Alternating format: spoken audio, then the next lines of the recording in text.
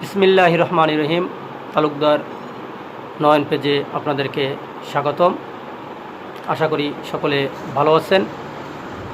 আপনাদেরকে আমি মাঝে মাঝেই ডিস্টার্ব করি, কেউ হয়তো আমার ভিডিও থেকে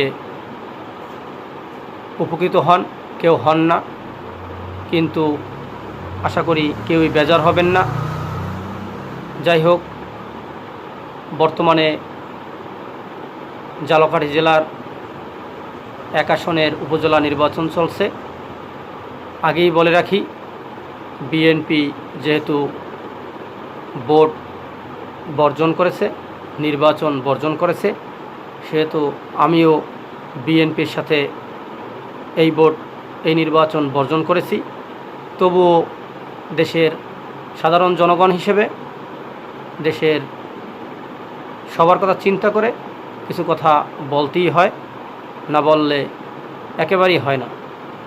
যাই হোক, মূল কথায় আসি, নির্বাচনী সহিংসতা কেন? আমরা গতদিন লক্ষ্য করেছি যে রাজাপুর উপজেলায় একটা এলাকায়, যেখানে দুই প্রতীকের সমর্থকদের মাঝে বিপুল হানাহানি মারামারি হয়েছে, যেখানে তারা মেডিকেলে ভর্তি আছে। অনেক বড় রক্তক্ষয়ী, অনেক মারামারি, একটা পর্যায়ে এই বিশৃঙ্খলা রাজাপুর উপজেলা নির্বাচনে পড়ে গেছে। যেহেতু এই নির্বাচন ভোটদানের মাধ্যমে নির্বাচন অনুষ্ঠিত হবে, সেখানে আপনারা পেশি শক্তি দিয়ে মারামারি করে, জোর করে কেন নিজেদের মধ্যে, আপনার ভাইয়ের সাথে, আপনার পাড়া প্রতিবেশীর সাথে কেন ঝগড়া করবেন, কেন বিভেদ করবেন? এই প্রশ্নগুলো আপনাদের মাঝে আমি রাখি। পরিবারের খেয়ে রাজনীতি করেন, কিন্তু রাজনীতি করতে গিয়ে নিজেকে বিপদে ফেলা আসলে কি উচিত?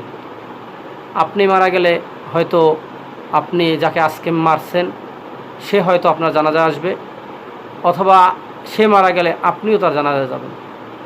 তো আপনাদের যারা নেতা, তারা নিশ্চয়ই আপনাদেরকে বলে না যে আপনারা মারামারি করেন, আপনারা নিজেদের মধ্যে হানাহানি করেন, রক্তারক্তি করেন। এইগুলো বাদ দেন। যেহেতু এই উপজেলা নির্বাচন, কোনো নির্বাচনে বিএনপি নাই, আপনারা যখন নিজেরা আছেন, নিজেরা হানাহানি করিয়া না করিয়া, নিজেদের মধ্যে মারামারি না করিয়া, দেখেন আপনারা নিজেরা আহত না করিয়া, সাধারণ জনগণকে কষ্ট না দিয়া একটা সুষ্ঠু ভোটের আয়োজন করতে পারেন কিনা। আমরা সাধারণ জনগণ দেখি আপনাদের মানুষের যারা এই যে রক্তাক্ত শরীর নিয়ে মেডিকেলের বিছানায় শুয়ে আছেন, তাদের দেখে আমরা যেন কষ্ট না পাই, এবং নির্বাচনের প্রতি মানুষের যে বিরূপ একটা মনোভাব আছে, সেইটা আরও বেশি করে আপনারা ফুটাই তুললেন না। যেহেতু নির্বাচনের প্রতি মানুষের মন আগের মতন নেই, তো আমি এই ভিডিওটা তৈরি করেছি শুধু আমার নিজের দিক থেকে। আমার সাধারণ যে মানুষগুলা, একই মহল্লায় যারা থাকি, নির্বাচনের আগে দেখি ওর সাথে খুব ঝগড়া বিবাদ লেগেই থাকে। এক পর্যায়ে তারা মারামারি কোপাকুপি পর্যন্ত চলে যায়। তো আসলে এইগুলা উচিত না।